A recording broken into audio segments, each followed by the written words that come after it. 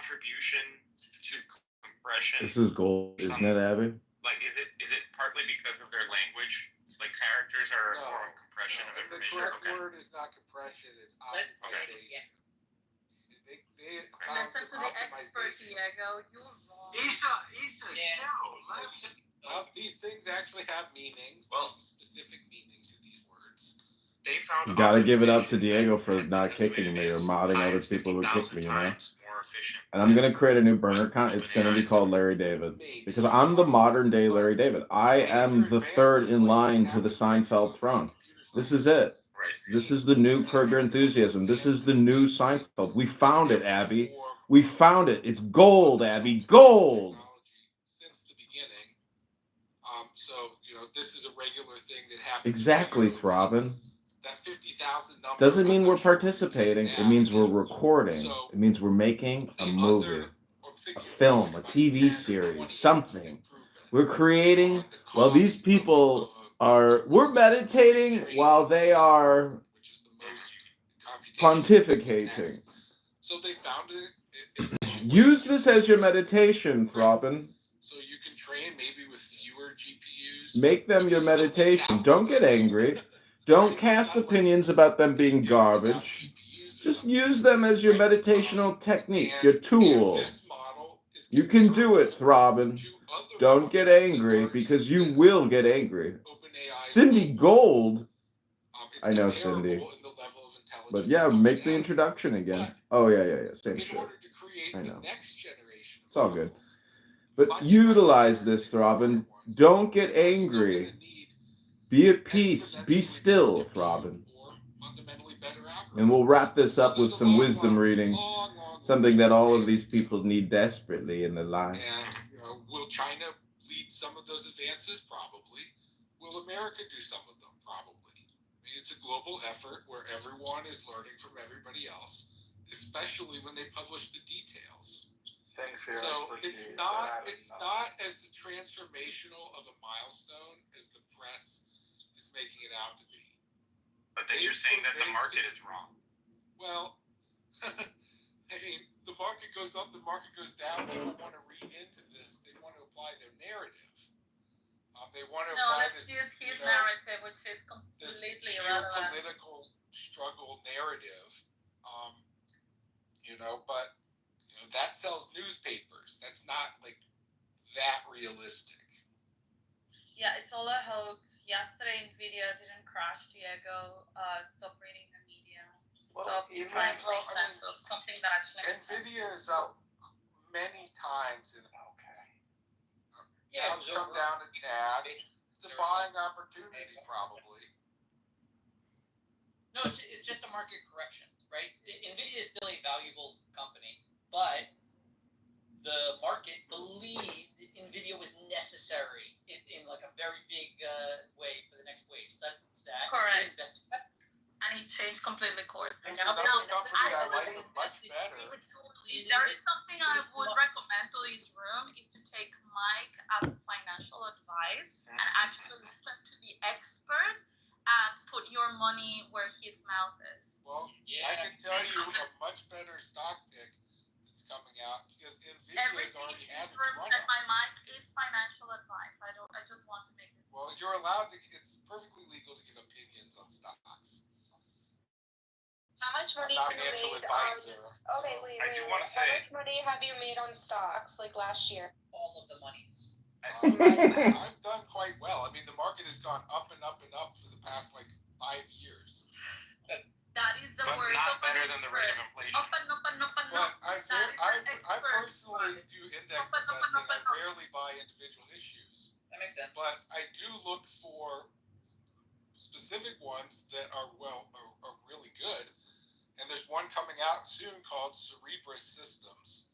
Why is that good? They're about to do an IPO. They're a company that has built something even better than a GPU, much, much better than a GPU. Oh, really? For AI processing called Cerebras. They have basically built a wafer-sized chip where instead of when they usually make microchips, they chop up the wafer after they print it, in essence, and In the case of this company, they don't. They make an entire data center, single chip.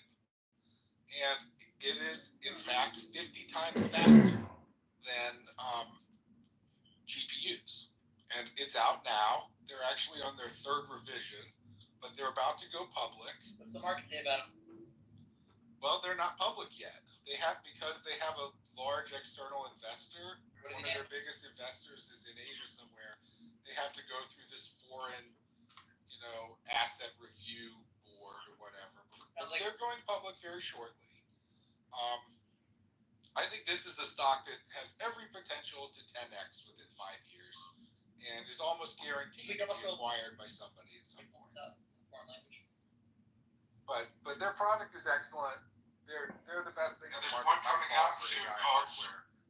And my money is on the giant chip, that's for sure. And I use it every day. I love it. The giant chip. Yes, Cerebrus Systems is what it's called. I prefer thinking of it as the giant chip. Hell yeah. The giant chip is fucking awesome. It's the coolest thing since But their new system, you can chain 2,000 of these giant chips together into one massive supercomputer, which has by far more speed than anything else out there. You think we're on the cusp of some computing breakthroughs? Well, this is the computing breakthrough. I mean, the issue of neural networks is what makes them fast. There could be a few more shaken through.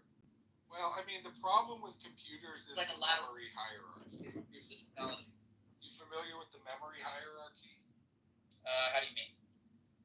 So computers have different kinds of memory. They have their central processor, the CPU, that actually does the math. And then, But that's not in memory. order for it to know what to do, it has to be fed its variables, which come from memory.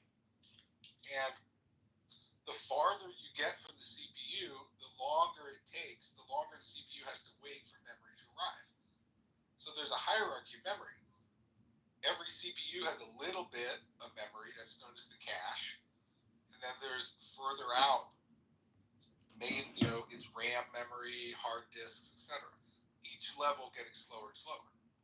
So one of the things about this giant chip is the memory is right there on the chip, reducing the latency. And so this AI is an enormous number of matrix multiplications. Well, it's like very simple operations over and over and over. So what makes it slow is whenever the processor has to wait for it to load data from memory. So anything that reduces the latency is going to make it faster. So this is not something that they can do. You can't make the system as fast as this giant chip by just adding more GPUs. Because each one is in a separate package, and it takes time for one to signal another. But this giant chip has a network on it.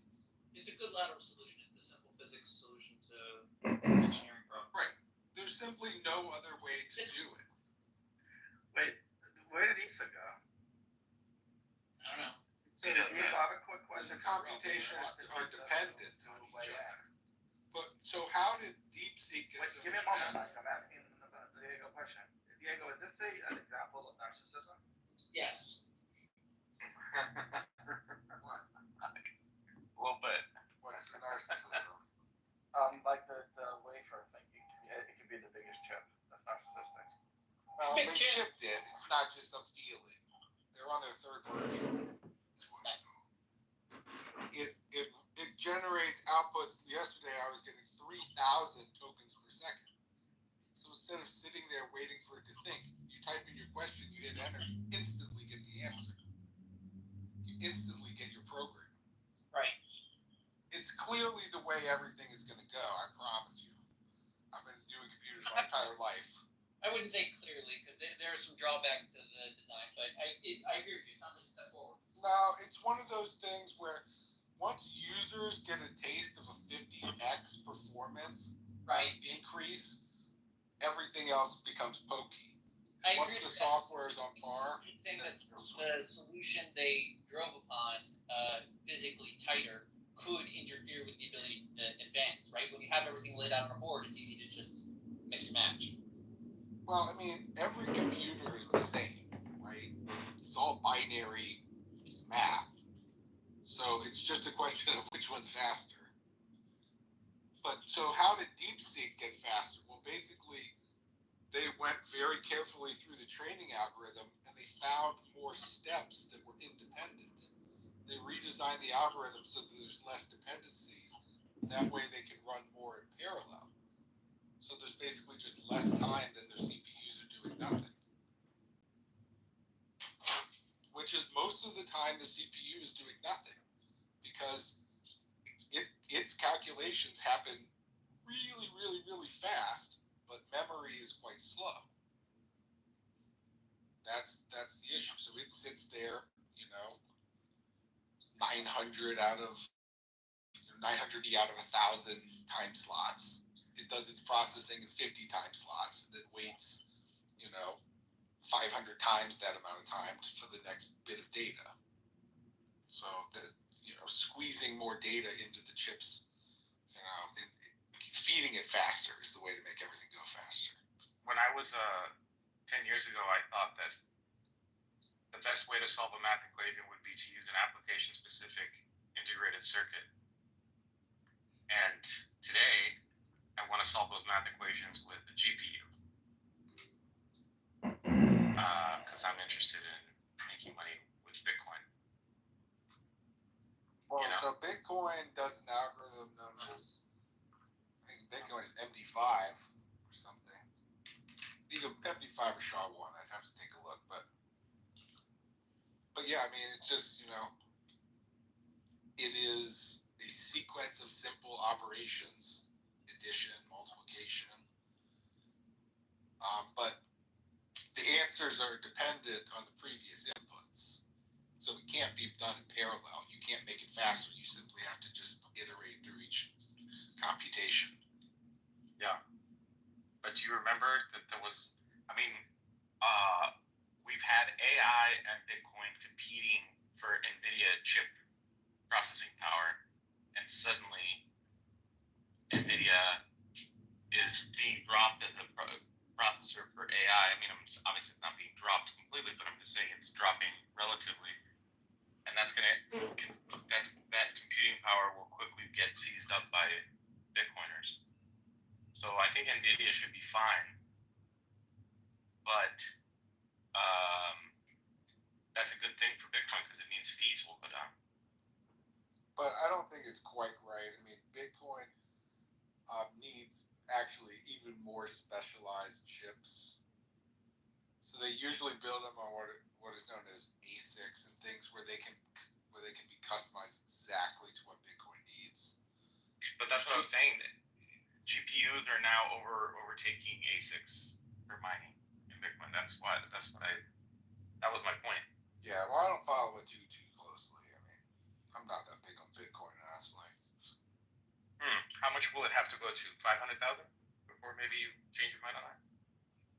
I mean, it could go to 500,000, but will it stay there? I mean, I don't. It's like if something is being used as cash, the last thing any participant in the real economy wants from their cash is volatility.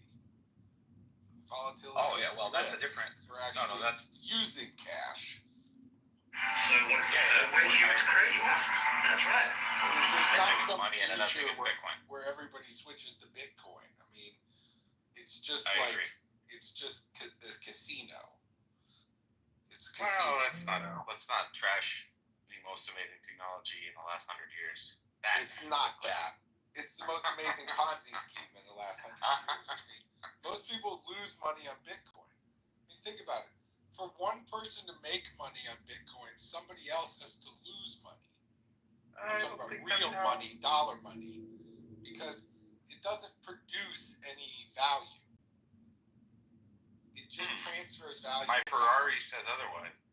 No, a Ferrari produces the value of you getting to drive it.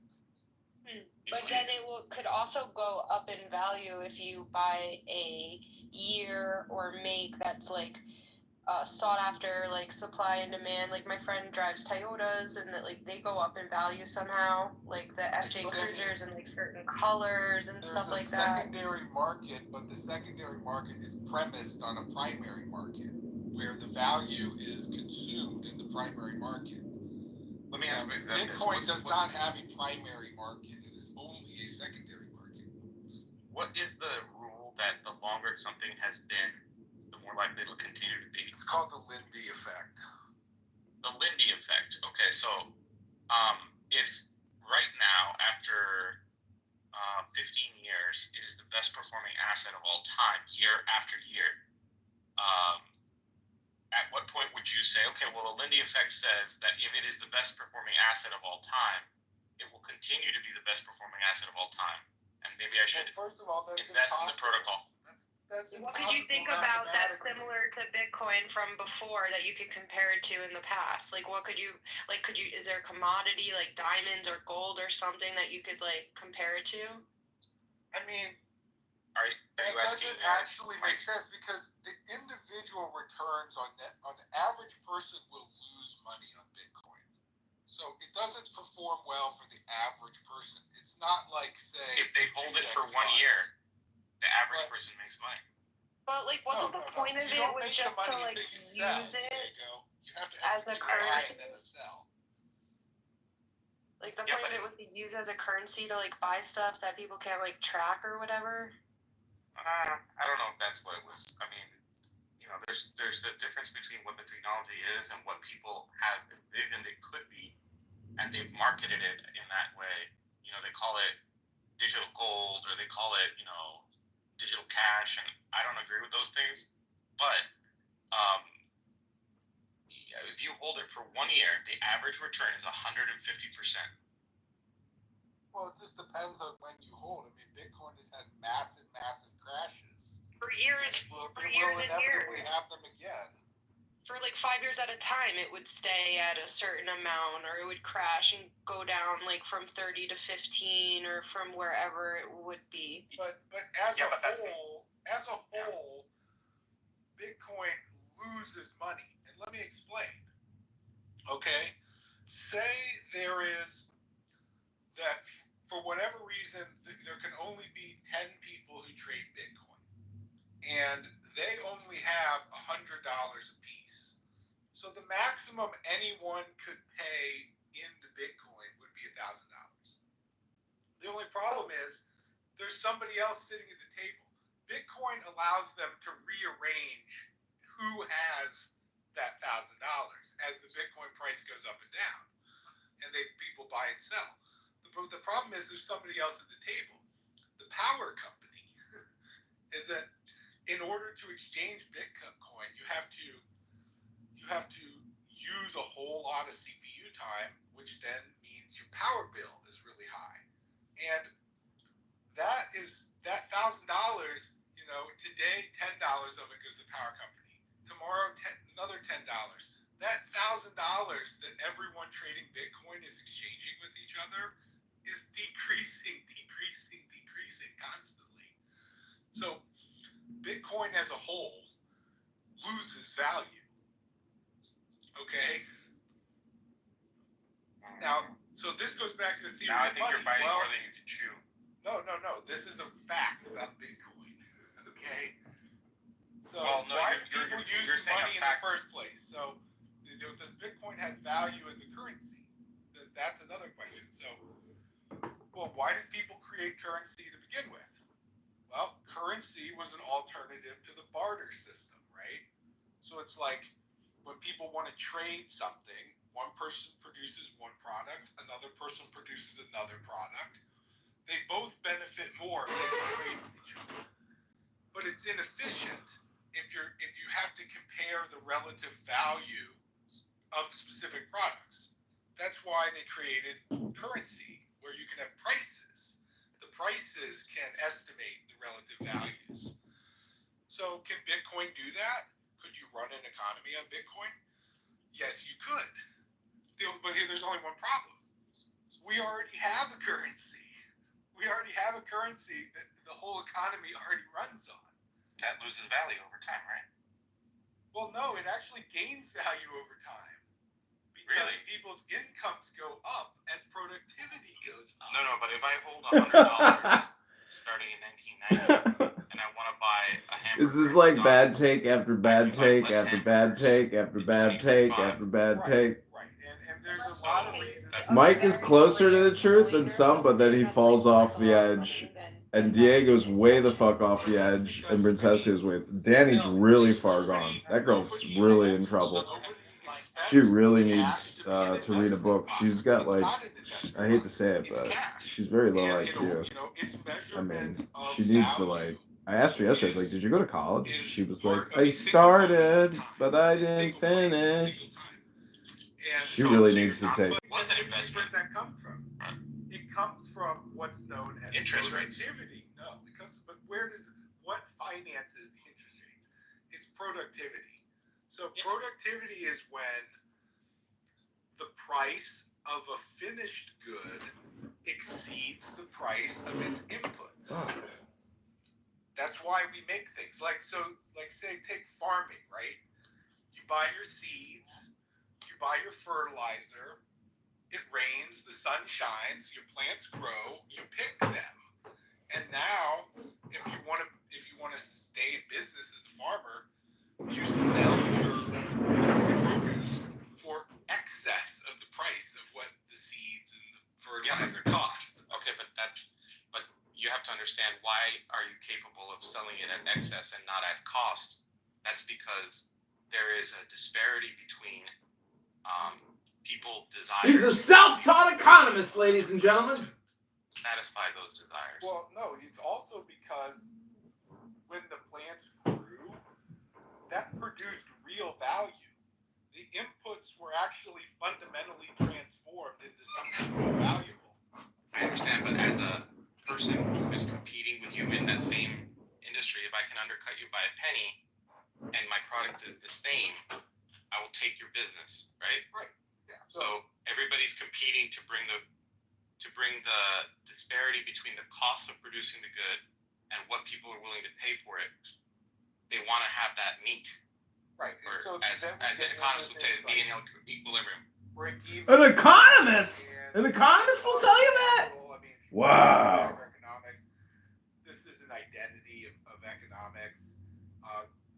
Marginal costs are equal to marginal revenue, and that includes the cost of capital. I mean, that's just an identity of economics. But but here's the thing: what the actual value is in what was produced, is in that finished good. That's what people actually want. That's what you live your life based on. But how you account for that doesn't change its value. Well, wait a second. So 48 hours ago, people perceived a value in NVIDIA that today, apparently, they don't perceive anymore, and that's reflected in the price of the stock. Right. Because what changed? Well, because the value of the company is not knowable to humans. But the inputs are, and you said inputs. Well, I mean, so NVIDIA produces products, right? NVIDIA is a chip maker, okay? You know, they design chips and sell them, right? That's their business. But it's like the true value of their company would be the sum of all their future profits. But we don't know what that is. It's like the future is uncertain. So people have to estimate what the future cash flows and profits will be. So that those estimates, are an opinion of the future. Like nobody knows. We won't know until the future happens. And there's also issues of comparable prices. I mean, there's not that many opportunities to buy investments in really nice companies. So they traded actually what's known as a multiple. They traded many times the value of their future earnings. So yeah, I mean, when people perceive we've learned new information. New information seems to suggest that these people's future earnings will be lower. Well, okay, then their current price, which is premised on those future earnings, we now believe it's lower. It's that simple. Are you a millionaire, Mike?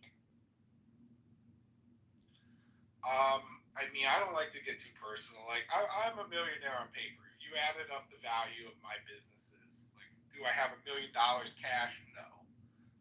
Do I drive a Mercedes? You don't have to yes. keep going. Oh, you have a Mercedes? Is that a...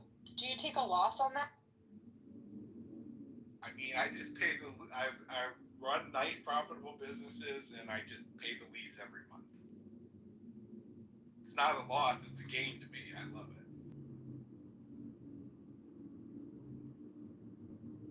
But that's not through the business. Like, I don't buy my car through my company.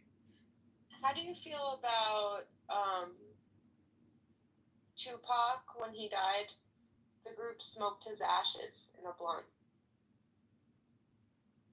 I support that. Mike, you're the same guy that was in the room listening to the audiobook, right? You changed your name. Nope, I always have the same name. Okay, but you had a different picture. Are you the same guy? I'm the same guy. The one and only Mike Frager.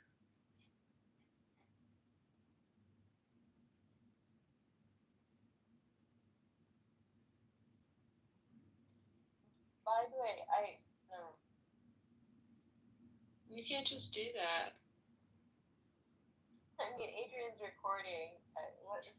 I just was gonna say a statement, but then it would like lead to more things, so I just stopped myself.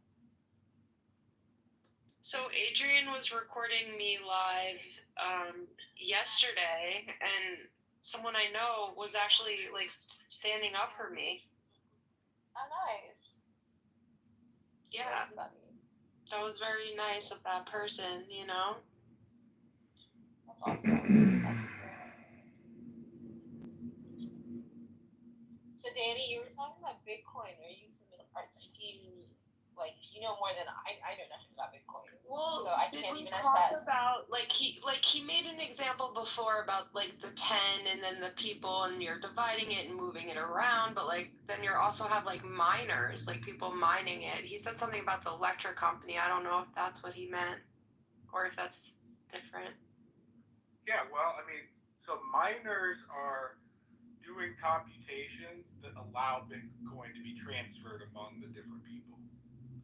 And as they do that, the network allocates the miner owners a larger share of the total amount of Bitcoin. But then they have to pay the power companies. As they're doing their mining, electricity isn't free.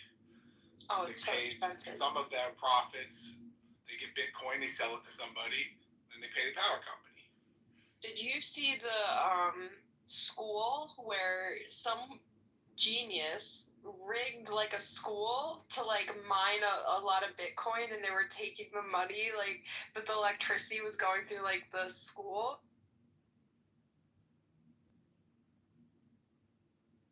Right. But I mean, somebody was still paying for the power. I mean, yeah, they got caught. Like eventually they got caught, but they got away with it for a while. I was like, what an evil genius! Like, well, at my company, we used to run Bitcoin miners on all the computers during their off time because the power wasn't metered and it went through the landlords, and like these computers would just sit there anyways. Might as well mine some Bitcoin. Just didn't add up to that much, but I got a little bit. Is it chance so if someone goes to like spend like $1 billion in Bitcoin and you're the one mining that, like, don't you get like a lot, like, isn't it like kind of chance of like what you're like helping with, or am I wrong with how it works? Well, I mean, each miner you get a teeny bit of Bitcoin as you mine. It's very, very, very tiny amount.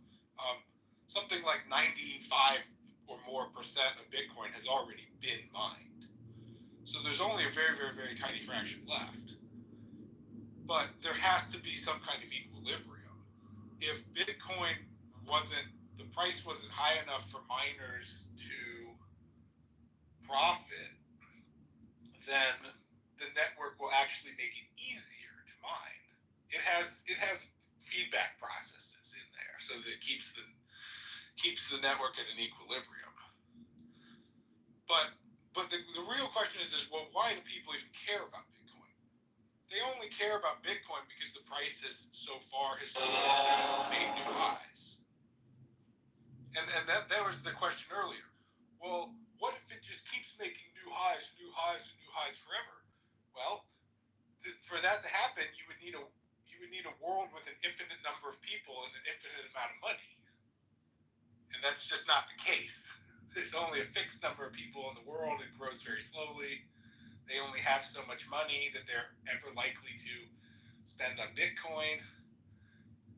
And once that level is saturated, that will be the final top for Bitcoin, and then it will go down from there as people sell it. So you think once it's mined completely, it's just over? No.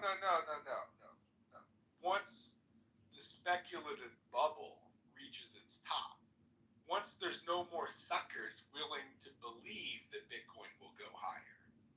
I don't know. I think that they're not ready to get rid of it. I think that, Well, it will destroy itself because eventually that final top will come in and it will stop making new highs. Maybe we're not there yet. Nobody knows where that final top will be. If they it's did, like a currency, make a lot of right? money shorting it. What? It's like a currency, so if you're to look at it and study it and try to make money off of it, are you gonna look at it like a currency? Do you look at it like a commodity? What would it be considered? Well, it is a currency. I mean, the commodity has a par value. It has it can be consumed for its own sake. Yeah. Oh wait, never mind. There we go. And still been shooting a shot for me, but yesterday he shot a shot for me. Yeah, I'm not seeing Jeremy on the list. Really serves his country that well. He's just resting on his laurels. Yes, but where it comes from, it's what you just read. It's about someone that accomplished something and now they're resting in their laurels. But now it takes a different connotation, right? Which is well, they're resting in their laurels without deserving it, which is really what it means. Is it Don't the rest rate in of your 9? laurels. Is it the rate of 9 Hebrew? Does anyone know? Maybe May or said no. In Hebrew, it's the rate of 9. I never heard that expression.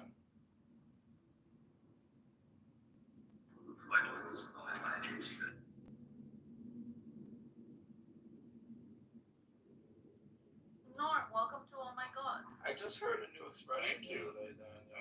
Thank you. I have to remember it. It was like Mubalet Kisara. I never heard like confused like a hair. I never saw such an expression.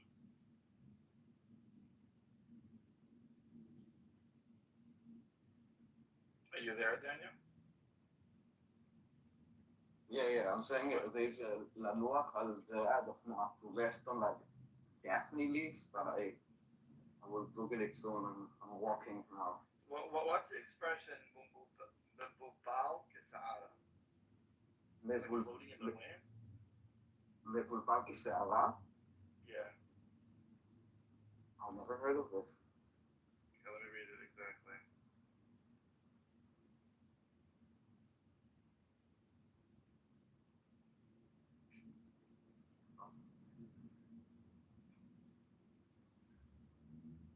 Oh, it got even worse. 1 second, I have to tell. Ima yoter v'yoter yeshena v'shoket mububelet kisa'ara. Okay, hold on. Be right back. What is that? It's like confused like a hair. She's in bad shape, and they said my mother is getting more and more sleeping and quiet and confused like a hare. I'm assuming it means like floating in the wind. Well, I never heard the expression.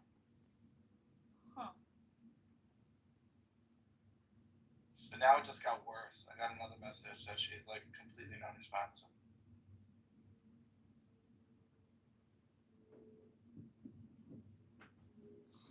Anyway, I've been trying to go back to the conversation for too long. I think it's time for me to let go. Did you guys speak more about the narcissism and the religions like that? After we left? I'm fresh blood. You could bring back the old conversation because I haven't heard it yet. So we're after narcissism from the other room. Yeah, we just came in the room where Diego and Princessia were, and they were talking about, oh yeah, and Kevin, they were talking about how Trump is a narcissist, or, well, Kevin was accusing him of being a narcissist. And so they opened this conversation about narcissism and what it means, like both socially and medically, and then somehow we ended up talking about which religion or what culture breeds more narcissism. And I said that, in my opinion, it was Islam that breeds more narcissism. Then probably Christianity, and the last one would be Judaism. I think that statement like that. Well, it's more like just a fun conversation. I don't think. Yeah, I mean, like, I don't have. This is all hunch based, of course, just observational theories.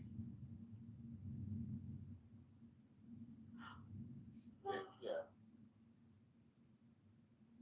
But yeah, and then someone was saying in the chat that the Jews were the OG narcissists because of the believing that they're the chosen.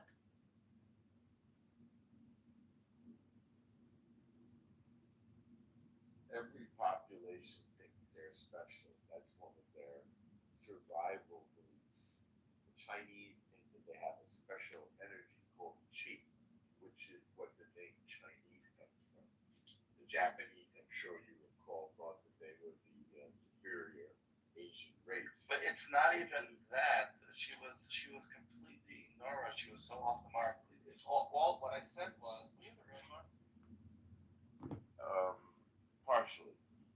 So what I said was Judaism believes to be correct. It just gives grace to other people depending on how they received and the messages and the learning that they had. So it doesn't judge a person, although it still asserts religion to be correct.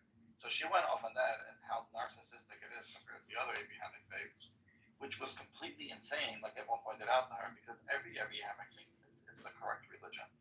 So she like skipped the difference between Judaism and the other two and picked on the one that every religion on this planet has exactly the same. I thought you handled that particularly well. I thought that was a very insightful answer. That we judge somebody based on the knowledge that we have. I think that's a wonderful answer. Right? I don't think she got it. She was so stooped in her bias, which is what she's calling narcissism. It's not even narcissism, but she's calling it narcissism. So stooped in her bias that she was calling Judaism narcissistic, which was kind of ironic. Not kind of, very ironic. Yeah, I mean, it was just an attempt to, like, I don't know if to troll or get under the skin or something. Double Agent tried to assassinate me today, but we didn't get the shot in.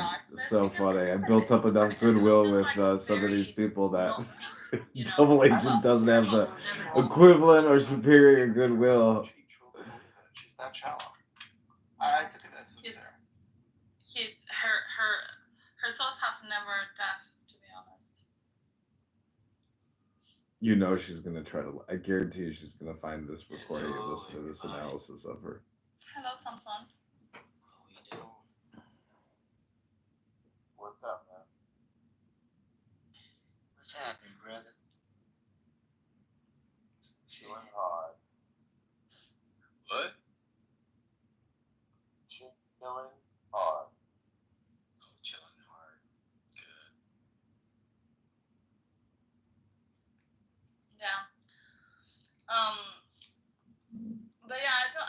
was really into the conversation.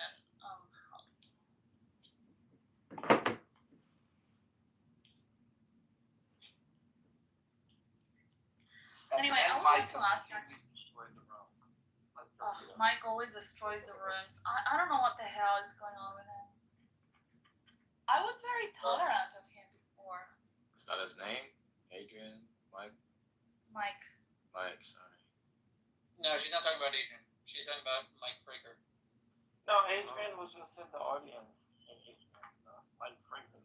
Adrian is the guy who's recording it. Yeah, but he could be a troll and he could give nothing burgers, but he didn't say. He was just there. He just existed. Mike was giving these long soliloquies about AI and like whatever. It was very Mike. I was putting things in the chat about narcissism and the mythology of narcissism, as well as maybe some of the symbolic signification of, narcissists. But yeah, I mean, everybody's different, and Mike is who he is. Everybody's on the struggle, or they're supreme. But I mean, if you're so amazing, chances are you're not going to be on this app. Adrian, are you a narcissist? A bold statement. I want to say I have a healthy ego, that I am capable of affection. But I, like everybody, I like to return what I receive, or I give respect to get respect. And a lot of people honestly don't know how to have conversations. They just talk over each other. It seems like they can't hear. So I think listening, or the symbol of the ear, is truly like the most powerful symbol, maybe more powerful than a tongue or a lip or the lips. So, your ears are the canals to your temple, and some people seem to have a lot of fucking earwax in those canals. Yeah. Just evocative imaging, like.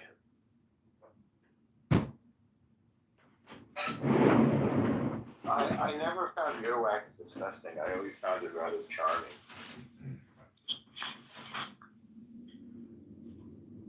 Do you chew your finger after you put it in your ear? I don't know. That's disgusting.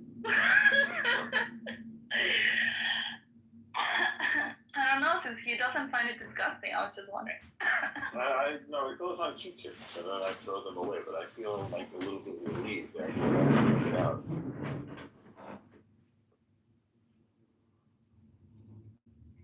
It's interesting. We do disgusting things to feel cleaner. Well, the disgusting thing is the maintenance. It's like just your butt. Yeah. I think I told you I used a Toto toilet, like with all the bells and whistles for the first time. I used them before, but never with all the buttons and everything. And it was like wash and dry, and it was an uncanny experience. Really, I felt crisp.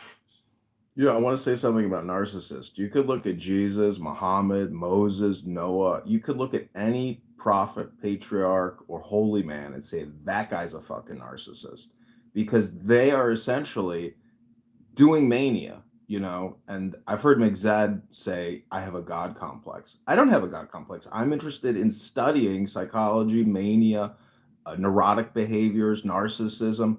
So I'm just saying there is a correlation between mania and religious ecstasy. And if you use it for good, maybe you'll do good. But if you use it for bad, then you end up becoming a sadistic murderer. And I think it's fair to say that there is a lot of criticism about Muhammad and about what he did and how he used God to essentially justify murder. And a lot of people do that. And it's happening today, right now, I'm sure, somewhere on the planet. It sounds like you're opposed to sadistic murder, which is a personal bias, I think. Yeah, I'm against murdering people. I mean, you never. Anyways, I think I made my point. At least you got my irony. All about me.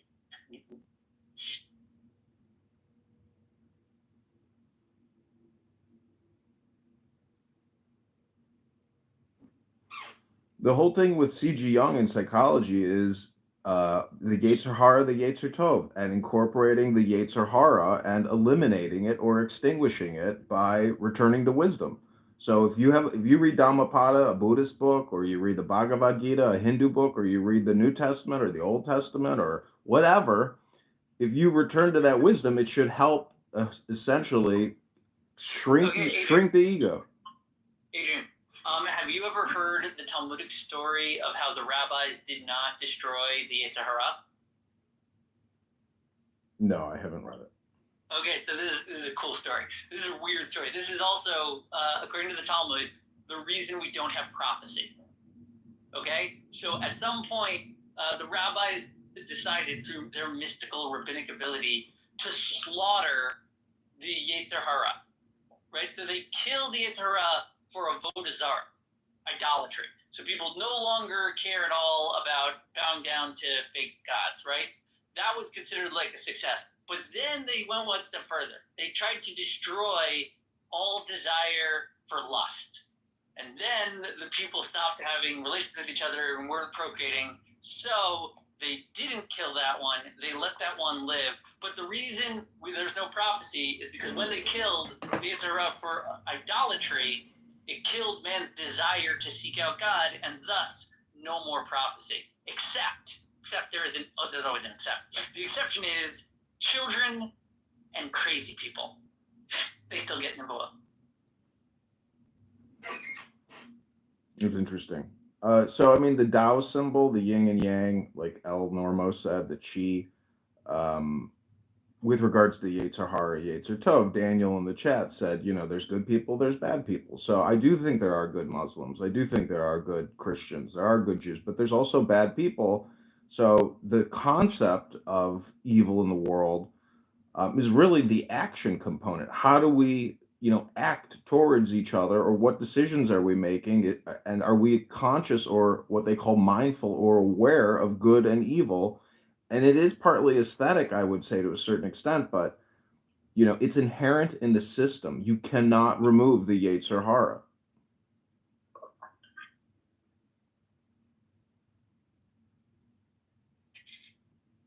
I mean, you need a Yetzer Hara to have a Yetzer Tov. That's what I'm trying to say, is that there's this duality between the two aspects of good and evil. And I mean, hopefully you're on the right side of history, and hopefully you survive.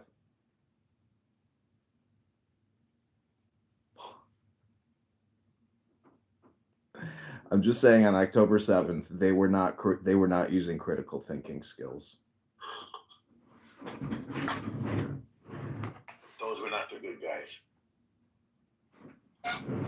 Well, thus they use Yetzer Hara from their documentation, from their interpretation, from their bias, from their programming, and they utilized it to do evil.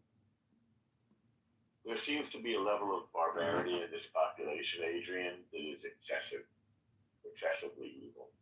Sorry to have to say. I mean, weren't the attackers on October 7th high on meth? Weren't they found to have ingested? I believe it's called Pentagon, yes. And I mean, yes, that's just part of it. I mean, the Nazis, as well as U.S. soldiers during World War II, a lot of the pilots were using methamphetamine to stay awake for 24-hour operations.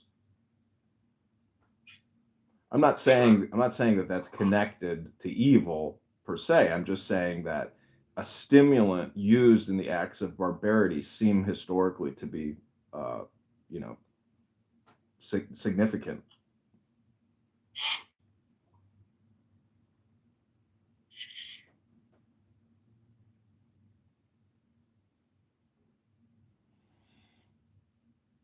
I went to a funeral for a good friend yesterday, a former student.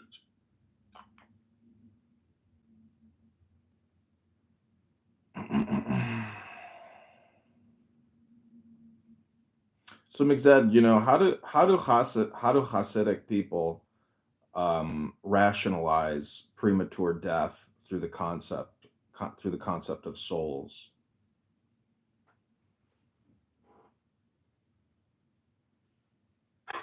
How do you mean? Meaning, you know, if your house burns down on Shabbos and the whole family gets wiped out, what would the spiritual rabbi say about the soul and with regards to these innocent lives lost or these premature deaths, which is a tragedy? Death happens. Like, that's one of the primary reasons people turn to religion. I know, but isn't the rationalization reincarnation? That's what I'm trying to get at, is reincarnation. Reincarnation? Hasidim, they go into Gilgulim a bit. Not really my branch of Judaism. I don't know. To me, it just seems like a coping mechanism, which may be fine and dandy, you know, but it's still conceptual. But I have heard, you know, Hasidic people or very spiritually Jewish people say that, you know, when there's great tragedy, that this was their life. You know, it does seem like a destination or a predestination rationalization. I mean, it is, right? It is what happened.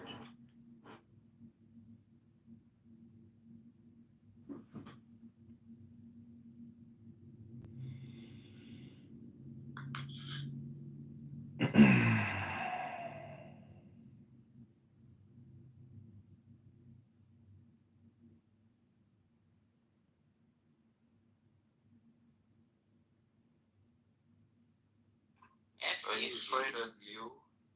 Would you enjoy the company of other men? F you. Where are you, bro? You. It took me 3 hours to figure out that F you meant Felix Unger. Felix, blasted Felix. Are they still going? You buy it from an exchange. You go to an online exchange, they take your dollars. So so since 1 Bitcoin is worth that much, would that then mean that there's a fraction of a Bitcoin that you can purchase? Excuse my Bitcoin can be sold. Is this for real?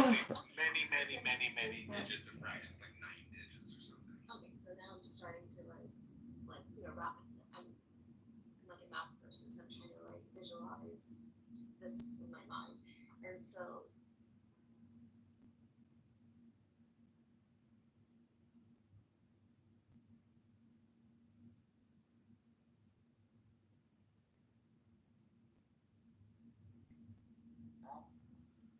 Is your name Isaac?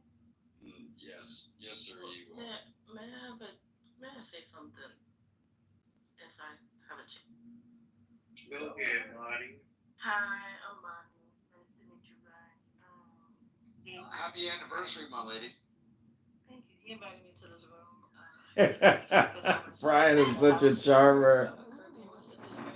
But I'm trying to understand what your argument is, Bree, because I think what Isaac is saying is the idea of the medicine that. Let me finish because I did not.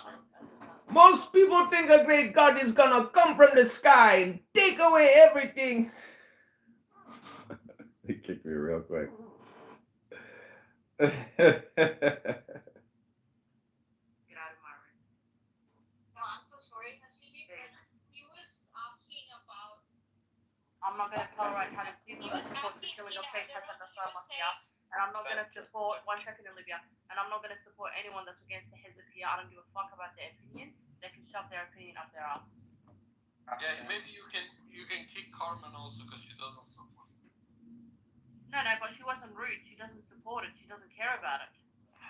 She's No, not I into don't that. know. I don't. They kicked El Norma. Being killed. There you go. But this guy was in rooms.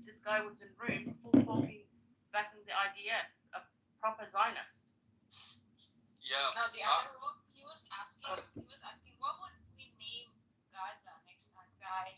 And I said, what about Palestine? And he said, fuck you, and then he's cursing me. He was so rude. That guy. Yes, there's no wait. Opinion about what? Ashimi, opinion about what? Can I take your house? Listen. The thing is, I disagree. No. If I took your house. You asked me a question, bro, right? So let me answer. You asked me a question, and then you can start talking. What kind of question is that? Listen, my methodology is not like radical to curse and stuff. I don't see any solution in that, right? So I actually talked with this guy for like 2-3 hours, and we came to a conclusion to agree to disagree. Right? We talked about politics. We talked about him. He's a supporter of IDF and Zionism. I know that. But the way to deal with him for me is not to curse and remove him. Right? I sit and try to understand him and try to reach to a conclusion. So the last time we talked, we reached to a conclusion that Palestinian innocent people don't deserve to die, and he actually supported that. So I mean, listen, it's your approach. I don't care. Whatever you guys want to do. Hashim, I want to Mayor and Joe, Mayor, Joe something. Yo, but Hashmi, can I just tell you something? I want you to be careful because he's a gay. So. If someone like. No, he literally had the LGBT flag when he first came on set. He took it actually. He's literally. So I think he's just lying to you because he wants to get in your panties. I'm not even joking. Yeah, that's it. I should people don't like I can't read. Wait, MT wanted to say something. What did you say? I wanted to say that the conclusion he said we reached was to agree to disagree. So the conclusion already was there. Like you're disagreeing. He's my favorite white person. That's very interesting. Out of all the white people, I love him the most. Voila. interesting. Voila. Because he's so nice to children and he cooks good chicken curry like Indian. It's something about white people using spices that I admire, you know? Yeah. Sailor, do you wash your chicken? Yes. You wash your. You wash your chicken? Why do people wash chicken? Explain that. You don't wash your chicken? You don't need to wash your chicken. Yes, you do need to wash your chicken because you can get salmonella if you don't wash it. You can get salmonella. Cat's gonna be outside doing, picking the fruit, picking the greens up, picking the corn, going out there picking the tomatoes, picking all the berries. Like, I need us to stop with this whole thing of people don't want to do the work when it's people doing the work now. Yeah, those migrants, immigrants and migrants. No, people doing that come in the country all the time. What are you talking about? Y'all live in the city. Y'all don't know because y'all live in the city. Who do you think picking the fruit in France, in Europe, in those countries? European. Is it the Mexicans? Yeah. Are the Mexicans picking the fruit in France? It's the Africans. The Africans go to France. Guess what? If I go home right now to Louisiana, with all this education, all these certifications, and all of this shit, in this career, my black ass gonna be outside with my visor on, picking that fucking food up. All of it. Why aren't the Africans picking the fruit in America? They don't need it because their education doesn't require them to. It's easier but I for thought the they don't pick Africans fruit, to right? get to France That's what I'm than it is saying. to America. Because I'm in California, and the migrants are the They're doing the work. There are people that live in those rural areas that will do that labor. I need y'all to understand that. You're acting like this is being done in Houston, and this is being done in San Francisco or New York. Those orchards, I came from Detroit, we have orchards everywhere. The people that live in those rural areas are willing and able to do the work. They're versed in it. They grew up doing it. Then you gotta remember the demographics out here. There's not a high population. Well, where I live, the population of black people is not that high. Just take it in the way you do now. So it seems like I would have a different view. Well, I guarantee there's no chance that will happen, but people believe that it will. That's actually a trading opportunity. Every time Bitcoin hits one of these tops, it's a great time to short it. So, the people who believe this false premise, they can lose their money on that basis. I made a lot of money, so I'm not really worried about that. But where did that money come from? That gain was somebody else's loss. Is it? I mean, Wait, when you say you made a lot of money, what does that mean? Does that mean dollars? it means a nominal fiat appreciation.